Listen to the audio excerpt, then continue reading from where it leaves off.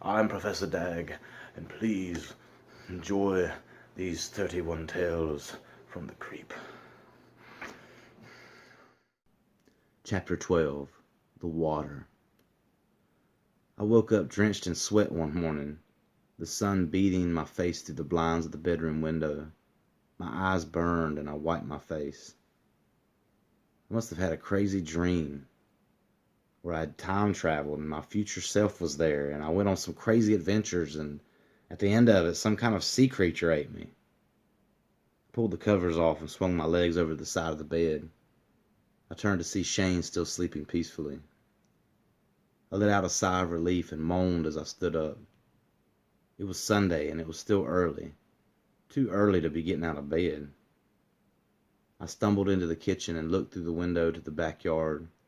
The sun shone little rays of orange beams across the dew-kissed grass. A rabbit perked up its ears towards the street as a car rambled down to the stop sign. I turned to fill up my cup with water. Water, so refreshing and needed. I'm only made up of 70% or something, I thought. I want to go swimming. Man, I could be in a river right now. I went on and on for a minute just thinking about it. The cat rubbed up against my leg. "I guess it's time to feed you, huh?" I asked in that weird pitched voice you use when you talk to cats. I gave Wolfen her food and refilled her water bowl. "Look at that water," I whispered to myself. It was so alive, looking, rippling, and shiny. I went to the sink and filled my cup again, watching the water as it flowed from the faucet. Translucent and soft, yet strong and fierce. I touched it and let it run past my finger, enveloping my skin in a cocoon of H2O.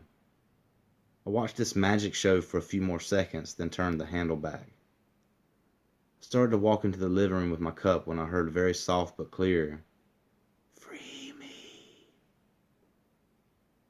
I turned to go in the bedroom. "Do you need something?" I said to Shane. She didn't say anything, still sound asleep. I shrugged it off and continued to the living room. As I sat down on the couch, I reached for the remote. "Free me." The whisper again. "Shane?" I called out. No reply. I walked back in the bedroom. She was still sleeping. This time I leaned over and softly asked, "Are you calling for me or something?" She groaned and turned over. She wasn't saying anything, so I left out and went back in the living room again. As soon as I sat back down, it happened again. I strained harder to hear. Nothing.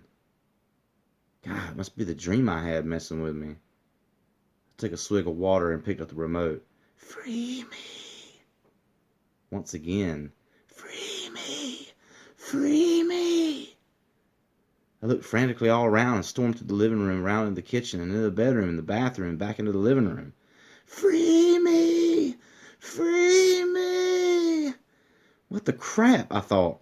Maybe I need to go back to sleep. I picked up my cup to drink some more water, and I saw what it was.